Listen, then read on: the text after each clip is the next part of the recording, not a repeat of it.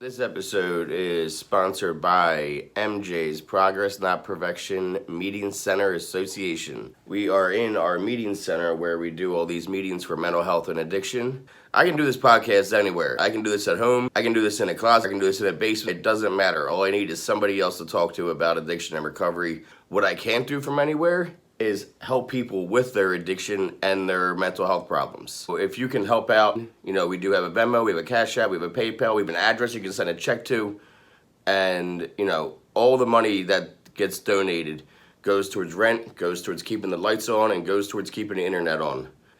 So please, if you can give $5, $10, $20, it doesn't matter. Anything you can is so appreciated. And if you are a local business, if you're a national business, whatever, and you want to be a part of what we're doing, you can reach out to me and we can talk about how you can be a sponsor.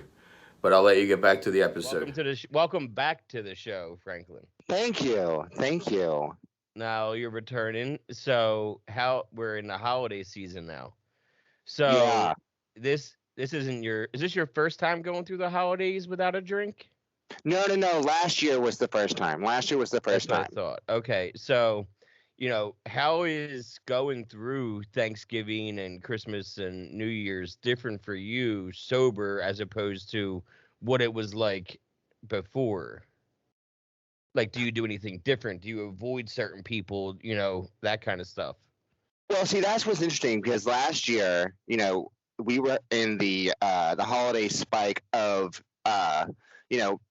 like we had plans to have people over for Thanksgiving and then to do things for Christmas. And then, it was like, you should not have anyone outside of your home be around you for Thanksgiving. So a lot of plans got canceled. So there was it really was just me, my father, my uncle for Thanksgiving. And then at Christmas, I think my stepbrother, his wife, and their two kids came over at like the end of the evening.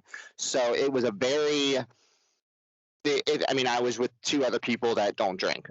So that makes a lot of sense then, and I didn't even think of COVID last year. Yeah, like nobody was vaccinated. Everybody was still like hunkering down and like, minding their P's and Q's. So like that makes a lot of sense that you would have been able to kind of not breeze through it, but feel like you could get through it a little bit easier because there's less pressure to go to like events and like gatherings and shit like that. Yeah. Well, and there was a moment where me and my uncle, we went into town, and my uncle was like, he has not drank in about 8 years, and he's like, I need your help because your stepbrother, him and his wife, they like to drink white wine, and I want to get them, a bottle each for Christmas because that was his sort of thing. Like, oh well, they like this liquor or this wine, I'll just buy them a bottle and put it in a nice bag. And so I went and got him. I helped him pick out some stuff, and he was like, did you want a bottle? Or I was like, I don't care if you do. Like, did you want me to get you something? And I was like, yeah.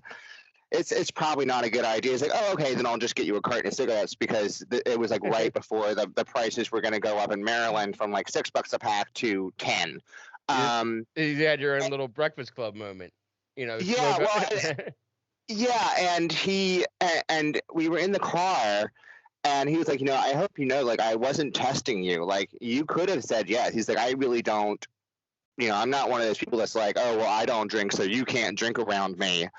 And I was like, like I thought about it, I really did, and this is something that I actively have to tell myself, and I don't know if you can relate, but I just sort of have to think, what will the end result be? Yeah, what I call that playing the tape out. Yeah, it's like, like you want that buzz because that's not all anybody wants when they do any kind of substance. Like, you want that initial sort of euphoric kind of homey, warm, welcome feeling, but then it's like, what is the end result? Yeah, warmth is always the word that comes to mind as like the first feeling that you get. It's like a blanket. That's why a lot of us chase it, right? And that's why a lot of us continue to do it all the time. It's because sometimes we're lonely, and that's the only one fucking hugging us.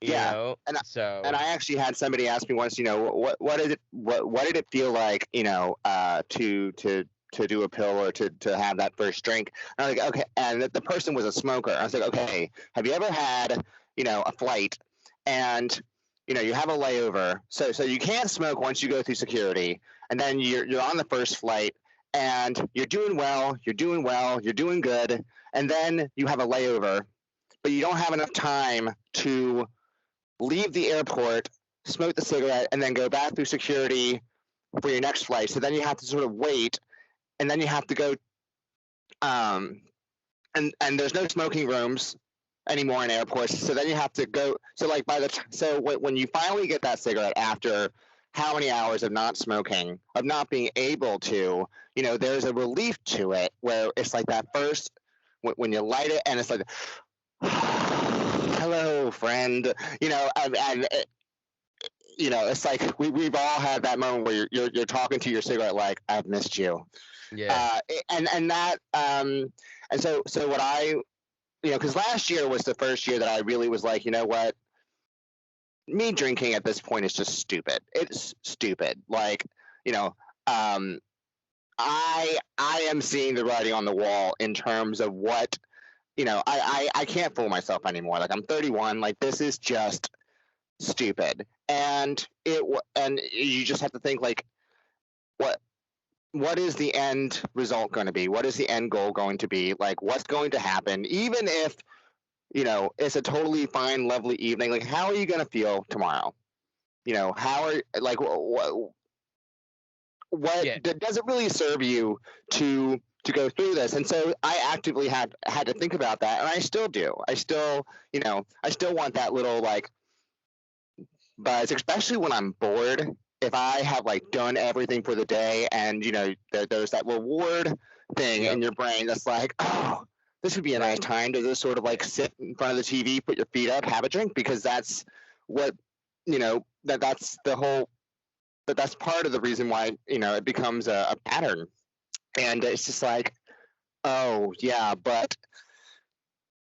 and you have to listen to yourself and be like, once you start, you're not going to stop. Like, if there's a 6-pack, there aren't going to be 2 beers left in the fridge from the 6-pack. You're going to drink the whole fucking thing. If you have a bottle of something, whether it's wine or liquor, well, with wine, it was definitely like, once the cork's out, I'm not stopping until the bottle's empty. Yeah, there was no cork in that bottle again. maybe a bottle of white wine, because that can stay. It preserves better overnight. But like, if there's a bottle of liquor, I'm not stopping until it's like, oh, it's dark out and it's time for bed. So I was doing that last year, just sort of even thinking like, okay, I could have a bottle of wine or get a bottle of something, but what would the end result be? I would be drunk, trying my best to behave myself and prove that I don't have a problem around 2 other people who are 60 plus years old who are not drinking, and that's just why and it's and realizing that on my part, I feel like that's just like, oh well, that's a sign of growth. But it's but I definitely do think this year, trying to figure out, what to do for, Thanksgiving, I'm staying here.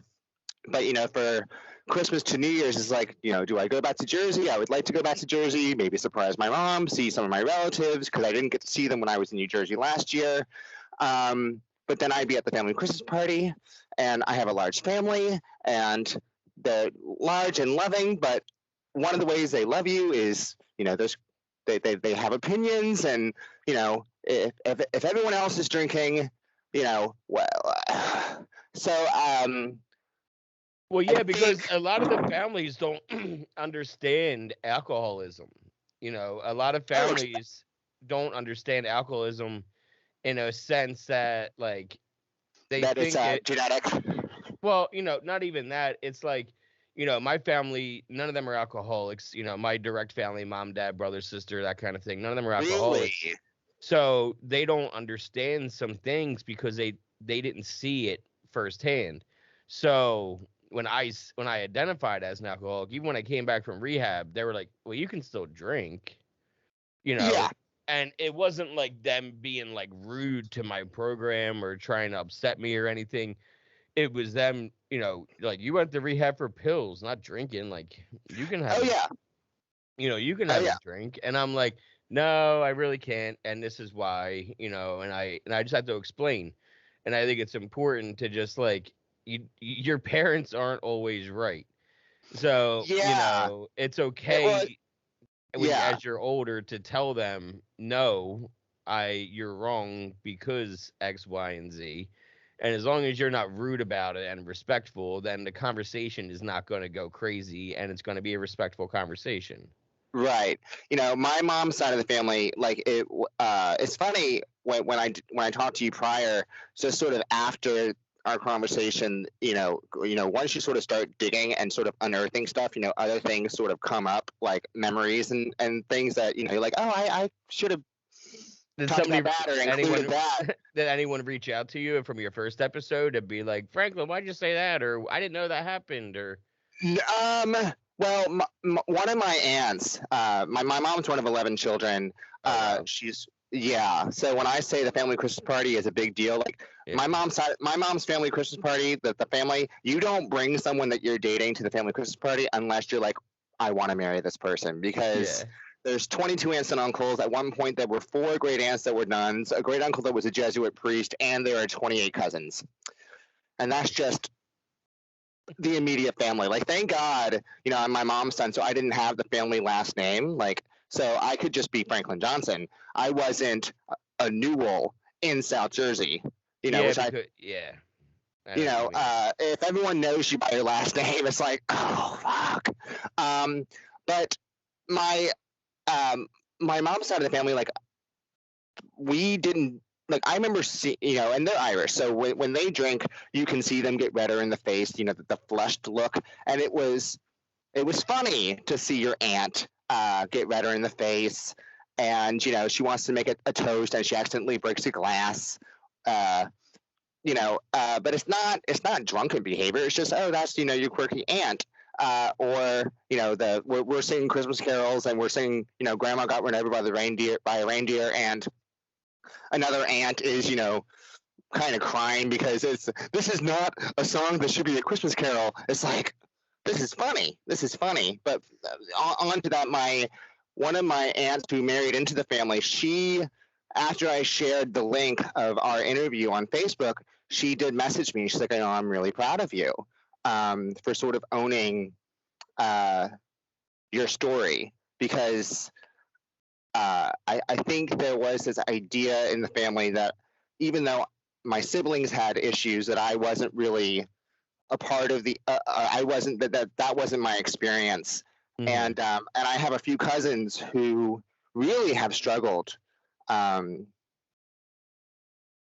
in terms of having to sort of accept that there have been drinking issues or drug issues. I have a cousin who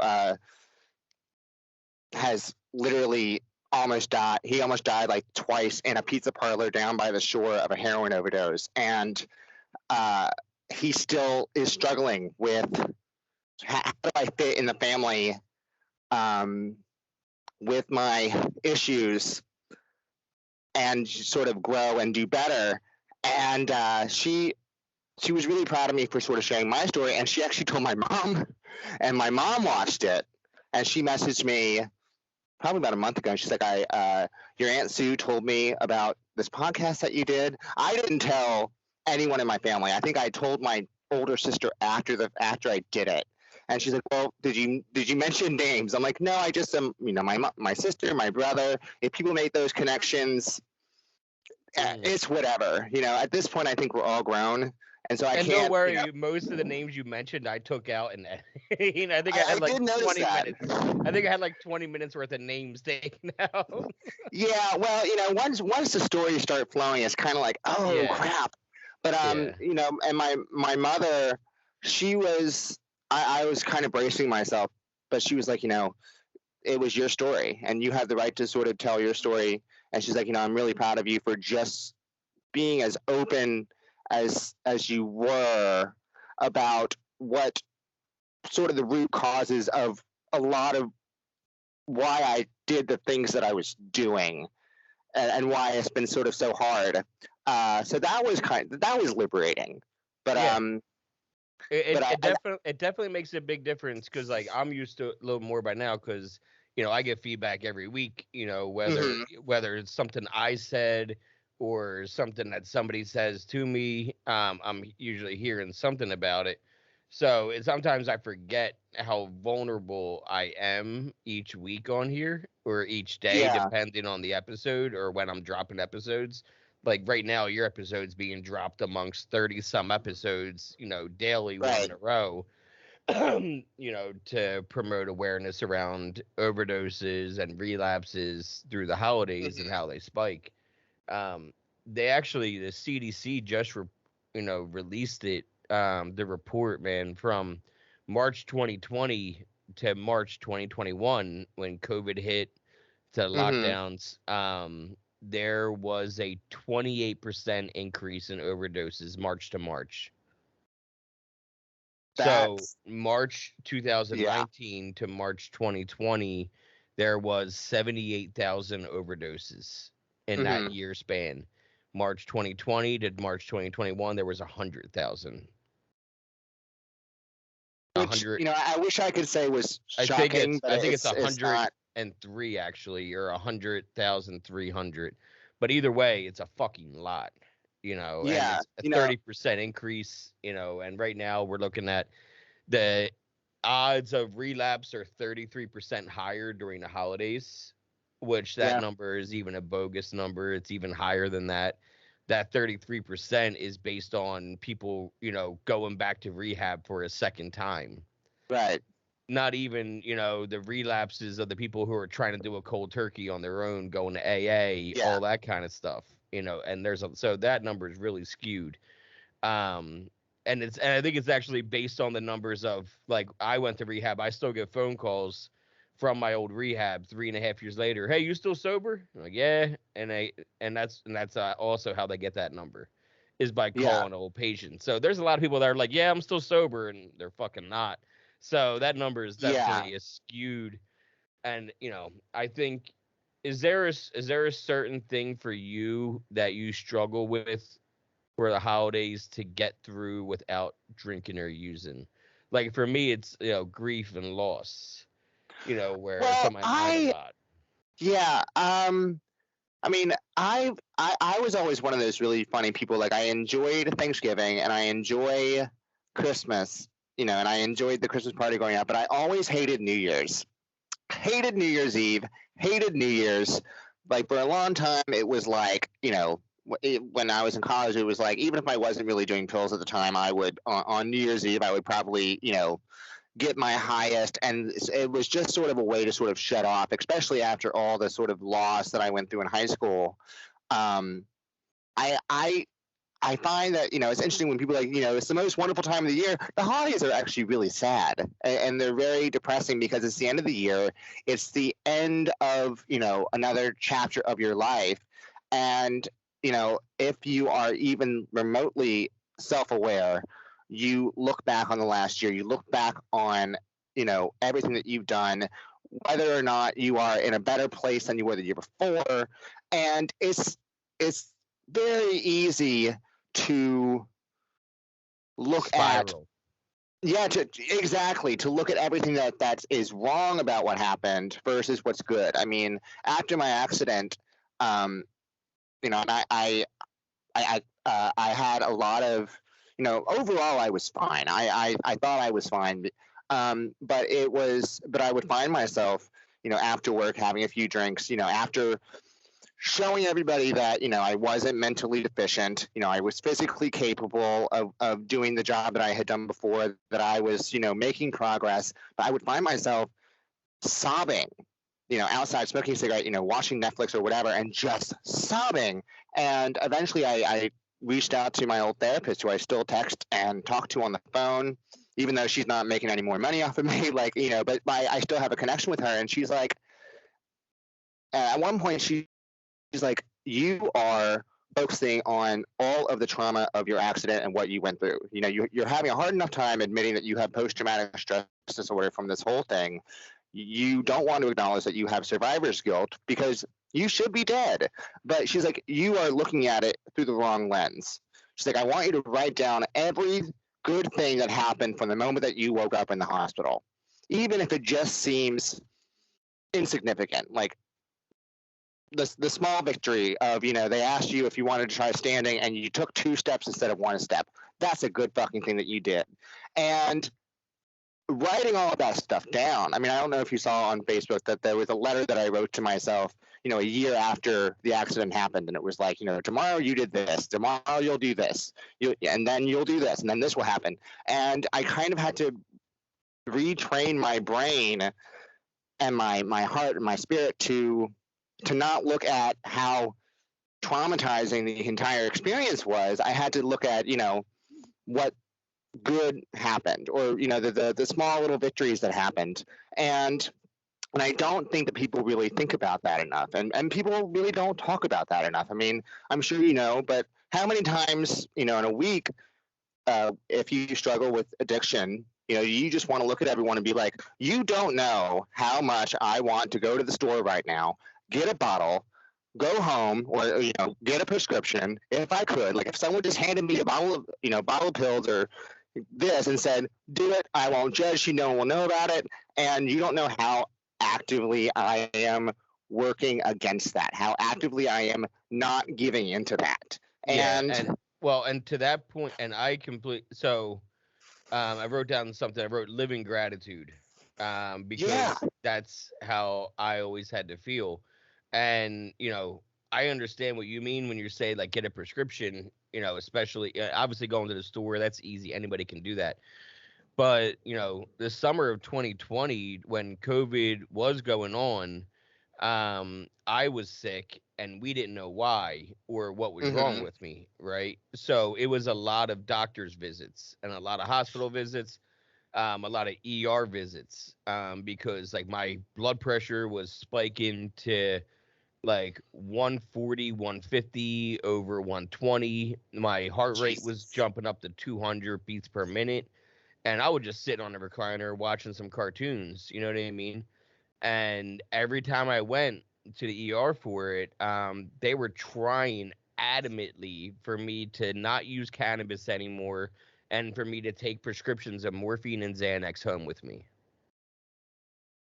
And I'm like, sir, doc, you look at my chart. I've been to rehab for benzos and opiates. What are you doing? Like, I'm good with the medical marijuana. And they're like, well, we can't recommend that. We recommend this. I'm like, well, I can't take that, so I'm not going to. I don't know how to responsibly take it. I'm a drug addict. I won't responsibly take it. I'll do it once. I'll get the sensation, and it'll be over with. It'll be a wrap. So the people that think that, cannabis is bullshit, that right there saved me from a relapse. The people that think, oh, you're not sober because you still smoke weed. Number one, I don't smoke weed. Stop saying I smoke weed. I don't fucking smoke weed. I ingest it. I use capsules that I take with my blood pressure medicine. That most of the time I don't even feel that it's even running through my system. I just know that it is, because my anxiety and my stress isn't through the roof and my pain isn't debilitating. So, you know what I mean? So, but the point is, I have a friend who was taking like 7 different medications, Klonopin being one of them. And this is like one of my best friends. Like, we're so close. People think that we are like secretly gay together. And I'm like, no, like, we just like. Wait, are you gay? We're shocking. Yes. Everybody, Franklin is coming out on my show. We have big news. Officially. Yeah. Franklin is out of the closet officially. Sorry, ladies. Yeah. But he was severely over medicated, and he was totally convinced that he had like borderline personality disorder, that he was a diagnosed sociopath, narcissist, everything. And I'm like, dude, you are taking way too many medications. And drinking on medication is not good. I mean, I sort of had to wrestle a gun out of his hand a couple times and be like, I am this close to calling, your parents and letting them know what's happening because you're scaring the fuck out of me. But he was raised in Christian school, and he thought that, smoking weed was bad. And, well, the doctor gave this to me. It's my family doctor. Why would my family doctor overprescribe me drugs? I'm like, because he's your family doctor? I don't know. I was like, you are overly medicated. Take out your notepad. Yeah, take out your notepad. I'll give you a list of reasons why. Yeah, and he stopped drinking, and now he just he does dabs, and the weed Yeah, that's basically condensed down to wax, and he yeah, I smokes that a can't couple do that times a shit. day. Yeah. Uh, he's had to figure out what works for him. But and I think he also realized that he had like ADHD, a mild form, and so he's taking a very mild form of Adderall. And one day we were hanging out, I was helping him build a fence. He's like, "Is this what normal people feel like?" I'm like, "What do you mean?" He's like, "I don't have the desire to like kill people. Like the voices in my head are not telling me like bad things." I'm like, "Yeah, I mean, I think this is what most people feel like." And so, if you get the right regimen of THC, whatever, CBD, whatever that works for you, it really does help on an emotional, mental level. Yep. And, um, It's it's changed kind my life. You know what I mean? It's changed my life, and it's kept me away from having to take prescriptions. Because if I wasn't prescribed cannabis, and here I am, 2 years clean and sober, and I'm sitting in a hospital, right? And they're like, "Well, here's your pills, and this will make you feel better." And I didn't have a prescription for cannabis. I probably would have taken them because I would have needed relief from how I was feeling. oh you yeah, know so luckily I had that medicinal, where I could be like, oh no, I already have something that I like, that I prefer, that will work good for me, and I won't get addicted. Because my problem is now not fixed, but like I guarantee you I still would have been on the Xanax and still would have been on the yeah. morphine. They love prescribing that shit because they get paid every time you fill it. you know Exactly, which is like why there's that Hulu show Dope Sick that I will not watch, because I was like, dude, I've been exposed to this shit enough. I don't need to watch a dramatization I've been of. watching it. I apparently it's really good. I'm just like, you know what, like I'll hold off.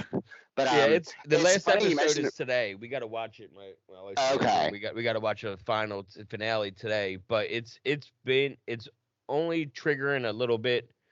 Mm. At least for me, everybody has different I was just making you triggers. more angry, like fuck these people. I've been angry with them. They can't get any more angry. Like that's this Fuck is privatized medicine, damn it. well, Like, this is loosely based on, we know it's based on a true event, obviously, but I've hmm already watched the documentary on this. Like the yeah, documentary is on HBO. It came out a few months ago. It's called Crime of the Century.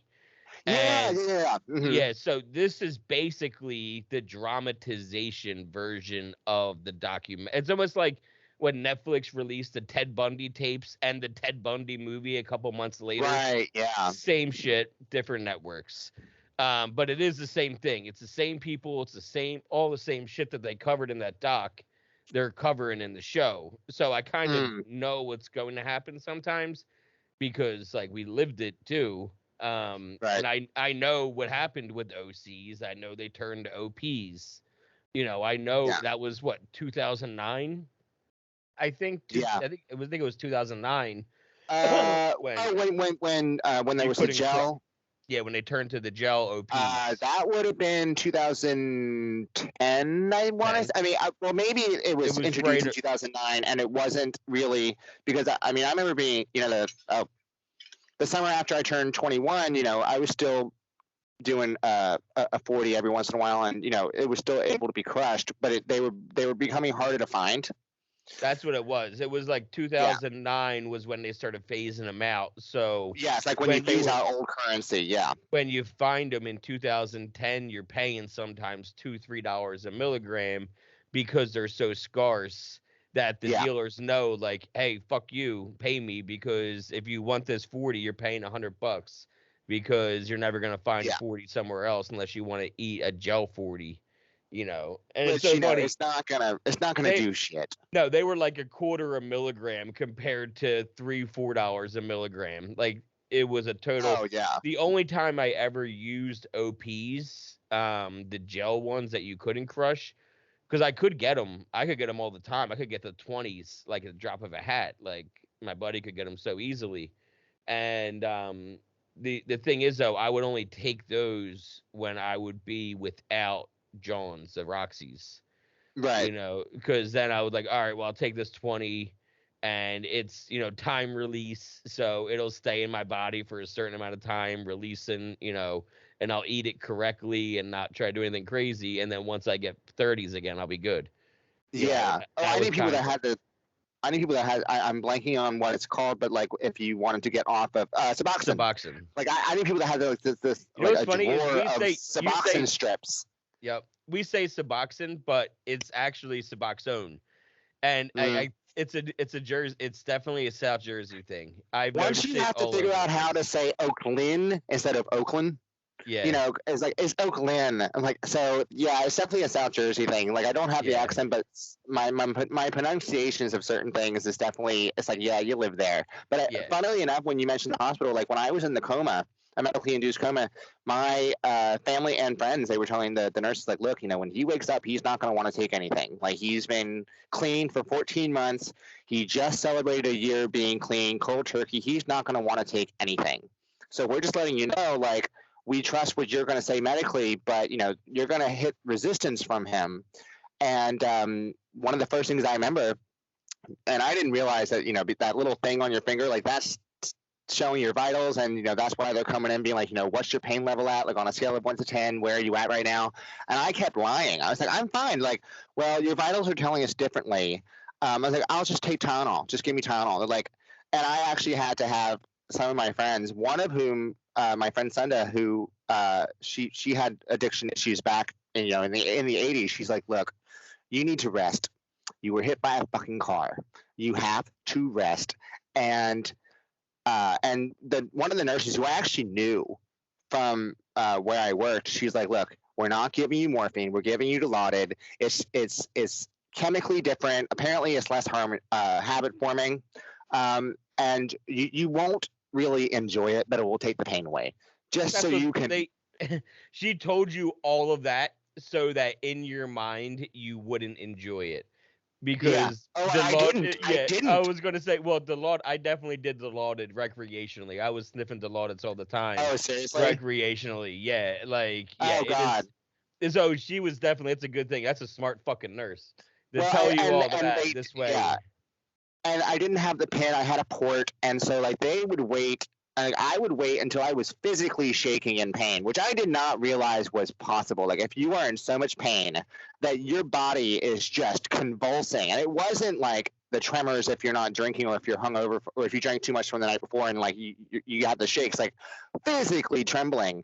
And, you know, they would wait and they're like, you know, just breathe it out for another 30 minutes. And so I would be there, you know, while my mom is like, you know, with her rosary, you know, just like, you know, just it's 5 more minutes. They're going to come in 5 more. And I'm just like, okay. And so then they waited till the absolute last moment to sort of put the Dilaudid in. And there was relief in the fact that I wasn't shaking anymore. And then I would go to sleep. Like, it was I think I had a very good medical team around me, you know, people that really did understand that, you know, I didn't want to be in pain, but I did not want to walk out of there enjoying the high at all. And I would be around people, I'm like, why do I enjoy this? This is the worst feeling ever. Like, yeah, you know, it's interesting when you talk about. Yeah, it's different, I think, when they administer, because I know when the doctor shot me with fentanyl, I fucking hated that feeling of being high. You know what I mean? It's so like, yeah, I didn't like enjoy this. And did you ever watch Criminal Minds? You watch TV. You ever watch Criminal Minds? There's Criminal Minds and NCIS were like 2 of those shows that I would watch if it was on, but I did not watch. There was like a back-to-back episode thing, and I think it was James Vanderbeek. Probably. Or was it Mark Paul Glosser? It was one of those dudes from the 90s that was like, you know, heartthrob, like a Zach Morris or one of those dudes. He played. I think it was Gosler. I think Gosler was on it. Yeah. And he played a serial killer, and he actually kidnaps Spencer Reed, you know, the nerdy one, and the nerdy one that's actually like gorgeous. Yeah. Yeah, you know what I'm talking about. And anyway, the nerd doesn't mean not gorgeous. I hope. You know no, that. But he was like the awkward one who's like secretly a model. Yeah. Yeah. So, but he got kidnapped. Well, not kidnapped, but he got, you know, abducted by the serial killer that was shooting him up with Dilaudid while he was holding him hostage. So when Spencer finally, it's a TV show, they get him out of there. Spoiler alert, it's like season fucking 3. They get him out of there. He is then hooked on Dilaudid and starts creating a problem where he's buying Dilaudid on the street and buying heroin on the street for a couple episodes, and they have to like get him some help. So, oh yeah, no, I did not watch that. but also to your point of what would piss you off from Dope Sick, you mentioned it without even mentioning it. When you were in the hospital, you said there was a scale that you had, a 1 to 10, right? So Yeah. that scale came into existence because of Purdue Pharma. Purdue Pharma, God. when they released Oxy in the 96, 97, they wanted every fucking ER doctor to be like, you need Oxy, you need Oxy, you need Oxy. Because they're seeing all the people every day, all day long, that are in moderate pain. And they were trying to hit that demographic of moderate pain. So they would do that by giving it to the ER doctors. So they're the ones that created the 1 to 10 pain scale for the doctors to be able to say, you're a 5, here's some Oxy 20. You're a 6, here's some Oxy. Yeah.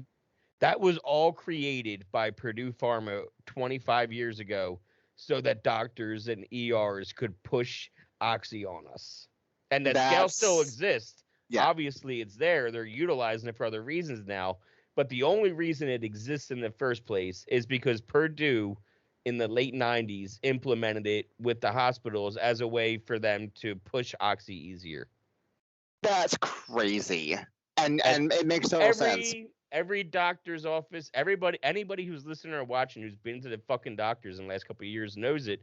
You see that chart. It's the happy face. It's the sad face. They make it so childlike and so, but really behind it is Purdue with the cross skulls and everything trying to sell you fucking Oxy. This episode is sponsored by MJ's Progress Not Perfection Meeting Center Association. We are in our meeting center where we do all these meetings for mental health and addiction. I can do this podcast anywhere. I can do this at home. I can do this in a closet. I can do this in a basement. It doesn't matter. All I need is somebody else to talk to about addiction and recovery. What I can't do from anywhere is help people with their addiction and their mental health problems. So if you can help out, we do have a Venmo, we have a Cash App, we have a PayPal, we have an address you can send a check to, and all the money that gets donated goes towards rent, goes towards keeping the lights on, and goes towards keeping the internet on. So please, if you can give $5, $10, $20, it doesn't matter. Anything you can is so appreciated. And if you are a local business, if you're a national business, whatever, and you want to be a part of what we're doing, you can reach out to me and we can talk about how you can be a sponsor. But I'll let you get back to the episode. So living in gratitude is important because it's something that we can do every day, right? Mm-hmm. Because I know you're not a step person yet. I know you were considering, you talked about considering doing this because part of the steps, step 10 is literally, doing a self-assessment of your day. Doing a gratitude list every single day. It's a reason to look back at your day each day and do a gratitude list to be what are the things you're grateful for that day. Whether it was, something so small as in they had my cigarettes in stock. Yeah. Some stupid shit like that. It doesn't have to be anything crazy like, oh, I got the job or I got paid or whatever. It doesn't have to anything be it doesn't have to be monumental, life altering. It can just be, I had a really nice conversation with a stranger. Yeah, it's just the most random thing. So the whole step thing I think is just sort of the skepticism that I have with the religious affiliation to it. But I find that a lot of times, I'm all just sort of talking to you and you're like, oh, well, that's actually, in the program, what you just described is this. And so it's I'm becoming more open to the idea just because it's not, such a rigid thing. And we talked, I'm not there are people that they'll say, if you're not on your knees praying that you're not doing it right. I'm not on my knees praying. My higher power is right there above me. I got my man Bill right there. You don't have to call him fucking God. You can be okay with that. I know people that say God that don't believe in God, but believe in a higher power, but they consider God good, orderly direction. That's a very interesting way of thinking about it that I've never heard before. So yeah. So that is a very popular way for people to live with it a little bit easier, and they're okay with calling him God, their higher power God, because they're not Hmm. calling him in their mind the same God as everybody else. And that's kind of the Yeah. point, is everyone has their own way of doing it, and there's people that are sponsors that will tell you, like, I don't care if you fucking call it a doorknob. Like, if Yeah. you call your higher power doorknob, I don't care if your higher power is the room, it's the people in the rooms. Just come and try, because the steps, they will help you lift your obsession from that drink or from that pill. But also, Yeah. they give you a way to live your life. They give Yeah. you a way, to let go of resentments, to, atone for all your shit and make amends, to drop your character defects. Believing in a higher power is not, you know Father, Son, and Holy Spirit, dear God, it's me again. It's, it can be anything. The wind, where does that come from? Forces, Oh law yeah. of Oh yeah. attraction. There's a lot of things that you can consider a higher power that you can't see, but you can appreciate still. Yeah. So, it's things like that I tell myself, like, they remind myself, like, all right, you're not going to fucking church. It's not that God, Yeah. you know. But it's the daily appreciation thing for a long time. Like even on the worst days after the accident, there were someone's like, how are you doing? I'm like, well, I woke up and I'm not in the hospital room. Like, and they gave me this look, and me wanting to like lighten the mood. I'm like, look, sometimes you got to keep the bar really really low to sort of appreciate just the minute things in life. Like, once you've gone through X, Y, and Z, if you wake up every day and you're not in this horrible situation that you have a vivid memory of, that's progress. And sometimes that would be the thing that would sustain me during the day. Just like, what, uh, I'm not where I was. Like I'm not where I want to go ideally, but like I'm not where I was. And sometimes you have to remind yourself like I'm not there anymore.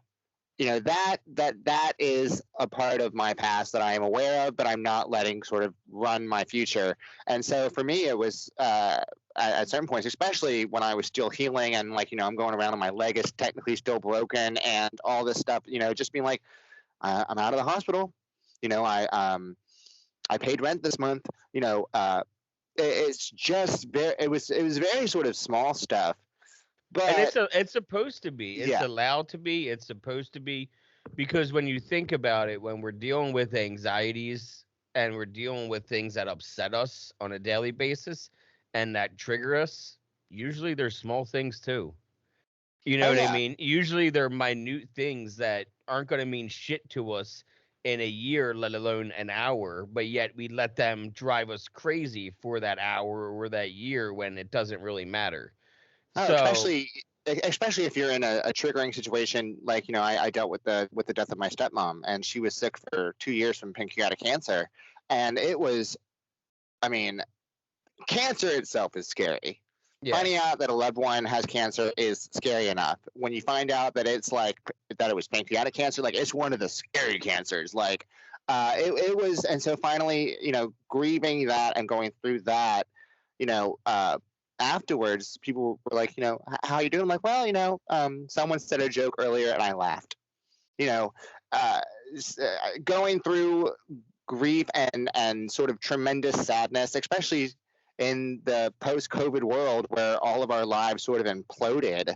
Um, it's it's very sustaining for me to just sort of have those small moments. I mean, I'm one of those queer people that's like, you know what, that is a beautiful sunset.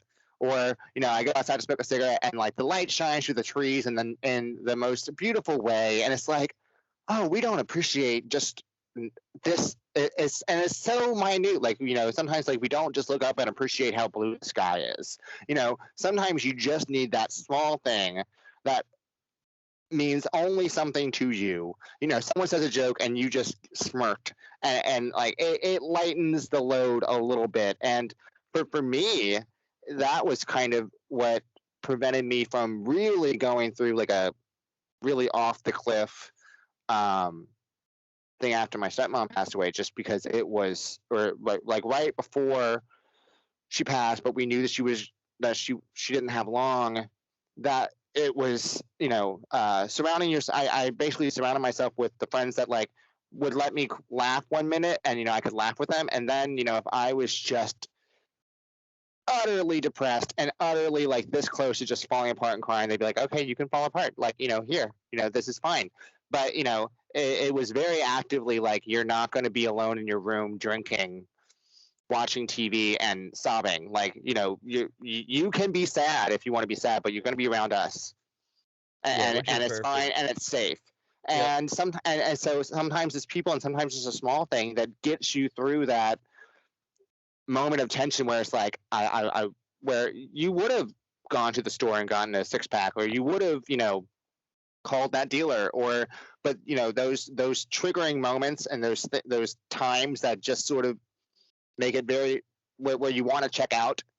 And it's good to have those moments to sort of reel you back in and go, no, like this is okay. Yeah, Is I read something. My friend's a writer. She wrote an article, and it was about the decisions we make in a day, and how you can't let one decision take your day down, basically, and make your day be horrible. Because do you know, like, can you take a guess how many decisions we make on a daily basis on average, like in our mind, not even like out loud decisions? Oh yeah. So like even just you putting your finger to your cheek was a decision that you made. Yeah. So how many do you think you make in a day? Oh, 150,000. It's 30,000. So Yeah. you make about 30,000 decisions a day. Yeah. So if one bad decision you make out of 30,000, that means you made a lot more good decisions than you did bad. Oh yeah. Don't let that one bad decision ruin your day when you made a lot of other good decisions that you're not even thinking about. Oh yeah. Well, I would always find this, working in the restaurant industry. It's like, are you gonna let that one bad customer ruin everything else that happened in your day? Like, yeah, maybe you made a mistake, or maybe this person was just awful, but like, smoke a cigarette, calm down, but like, do not let this affect the rest of your day. And if it's going to affect the rest of your day, then kindly ask to go home and sort of ruminate on that, because that pause is very important. yeah, This time of year, and taking that pause, whether it's smoking a cigarette, whether it's going for a walk, whether it's taking a shower, taking a bath, reading a book, meditating, fucking yoga, riding a bike, doing something to get your mind. For me to get out of my head, I need to get into your head. That's how I get out of my head, is by getting into somebody else's. yeah, Talking to somebody else about what's going on with them, and yeah, never mention anything with myself. And the yeah, entire conversation is steered towards you, whoever I'm talking to. And that's how I get out of my head. And I yeah. was taught that early in sobriety, because I didn't know how to get out of my head early in sobriety. I was mourning John Johnson's death, and I'll say his full name. It's my I didn't studio. know John. I didn't know he passed away. Really? Yeah, John was in a bad car accident, June 12th, 2012, and he passed on 42, and he had flipped off 42 in Defford, um, right by the new Wow. Walmart and all that. Yeah, so that's why it's. Okay, I think I did see that, but I Yeah, lived that's. in Jersey at the time. I was not. Wow. Yeah, you graduated with Whew. Liz, with his sister. But yeah, so what was I saying about John? After his death, Yeah, you were thinking about his death, or I lost my train of thought for a second there. you because you were so much getting out of your own head. You Okay. weren't Yep. really taught how Okay. to get out of Yep. your own head, So. and there Yep. was a connection So. to his passing. Yeah. Yep. I was mourning John's death. Shit. This was 6 years after the fact. But it was the first time. It was the anniversary of his death where I was sober. Mm. Because he passed in 2012, and I got sober 6 years later. So now I am 30, 45 days sober, roughly. and it's the anniversary of his death. It's the first time I'm doing any real grieving in my life at this Oh yeah, it's point, hard.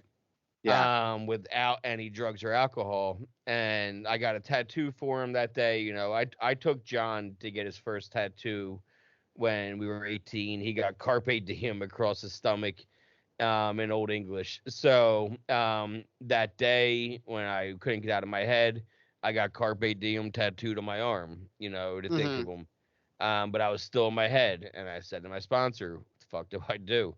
And he said, "Does he have any siblings?" I said, "Yup, 3 sisters." He said, "Call one of them because they probably need to hear from you."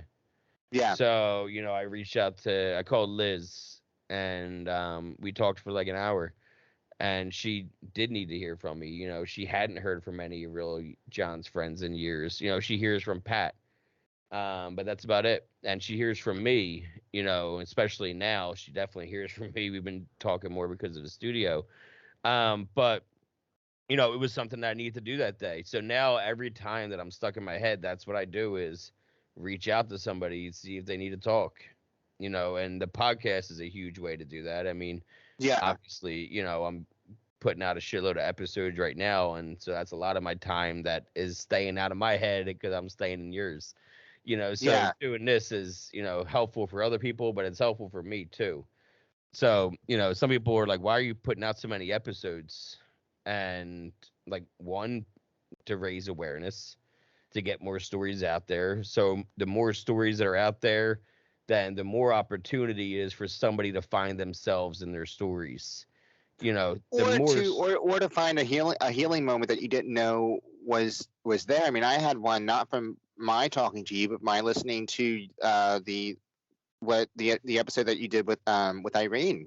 You know, I okay, reached yeah, out to her because I had forgotten the connection that she kind of had with the death of a mutual friend of ours, and so I reached yep, out to her, just being like, hey, like, I hope this isn't inappropriate, but like, but you are not as responsible for this person passing away as you think you are. I was around him, the days leading up, and this is what this is what I experienced as his friend. So I really yeah, hope but that was healing for me, and I know it was healing for her, just because it was like, the just sort of realizing that, other people, in a weird way, like, even if you don't think that you're helping someone with your story, or with, just a little bit more information, a little bit more context, you're helping somebody heal in a way that they, might not have even realized that they needed to heal. That yep. they can kind of let go of this hurt, and they can do that. And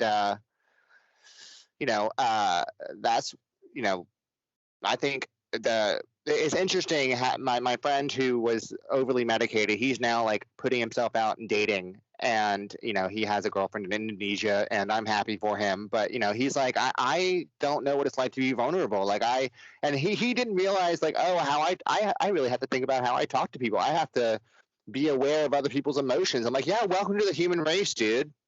Yeah. Welcome. Yep.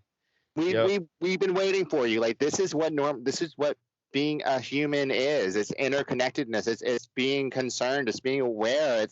It's being held accountable, or being mindful of how your actions might affect people. And this we're it's like we're all sort of on the same boat. you know and it's you can't do anything alone. And that's what I realized when I went through my accident. Like, there was no way I was going to make it alone, in terms of recovering. Like, bones heal, but like, you have to rely on someone to help you go to your physical therapy appointment. You have to rely on someone to sort of be there to talk to you when, you're like sobbing in the bathtub, doing an Epsom salt bath because your body hurts. And you have to, like, we all, like, no person is an island. And when people are like, oh, I don't need anyone, I'm like, bullshit. The older I get, the more I'm just like, fucking bullshit. Like, no, stop it. And Yep. it's like when you want to hit them, be like, no, that's not how this works. Like, human beings are pack animals. Why do you think we get along with dogs so much? We're pack animals. No, And it's the truth. Yep. It's but that's definitely the truth. you know And uh I think it's okay to be, alone. and you're not saying it's not okay to be alone. I'm saying it's not okay to be lonely. There's a big difference. There is. That's what I mean. And I like before I got into my relationship and settled down, I was isolating, but not in a negative way. But like I just enjoyed my time, my space, my alone time. I enjoyed the quietness of it and the options that are all like I'm not on anyone else's time. Luckily, my wife and we get along so well that, it's not, I don't even feel like I'm with somebody else. I feel like I am alone when I'm with her, but like in a good way. I don't feel like I'm alone when I'm with her because she's not there present. Although, I mean, like, I'm so there are times where it's like, where she's probably like, you know what, I'm going to let you have your you time. And, yeah, I'll be in this room if you need me. It's like, we have to be aware of that with each other. And I think that speaks to relationships. I mean, if you have if you have an addictive personality, like, let's throw out let's get rid of the terms like drug addict, alcoholic, whatever. Like if you have an addictive personality and that is something that runs your life and that is an aspect of who you are, it's very important to be aware of your relationship with the substance, but also your relationship with people, your relationships with your friends, family, work, everything, all of those things, all of those relationships that you have in the outside world, they affect your relationship with with your sobriety and with your being clean. And if there's a bad relationship and it can't be fixed, get rid of it, and that's okay. Just because someone is your uncle, that does not mean that you have to like that person or choose to be around them. Yeah. And if being around that person every time, leaves you feeling exhausted and there's no way you can fix that, then don't be around them. And I think that's important for the holidays because we're around a lot of people that we would not be around for the majority of the year. And it's a lot easier to deal with Uncle Mike being a douchebag if you can go have a glass of punch, and just sort of having to be aware that like you can love this person because they're family, you grew up with them, whatever, but it is also okay to not like them and to just, exchange pleasantries and go over there. It's okay. It's not a bad thing. It's like we all had that friend in high school where it's like, the girl that's dating the guy that treats her like crap, or the guy that's dating the girl who's crazy. It's like, dude, why are you putting up with this? What? How many times are you going to have the same conversation with this person before it's just like, where it's like, dude, don't even come to me anymore with this with the bullshit about this relationship. I'm done talking about it. I've said everything I can possibly say. I'm done. Like, I am done being your friend on this situation because you cannot realize that you are in a bad relationship with this. And, it's important with the holidays coming up, like that, I mean, this is just what I've been thinking, like that there are family members that I love, and I have a large family. I'm blessed in that way, but I love 95% of my family, 98% of my family I love. We're going to have to wrap. I forgot I have a meeting with United Way. So I got to go do United Way stuff for here. But thank you so much for sitting down and chatting. And we'll be in touch, obviously, about the holidays and everything. But thank you again, Franklin, for taking the time to sit down with me. Always happy to chat. See you later, buddy. Bye. Bye.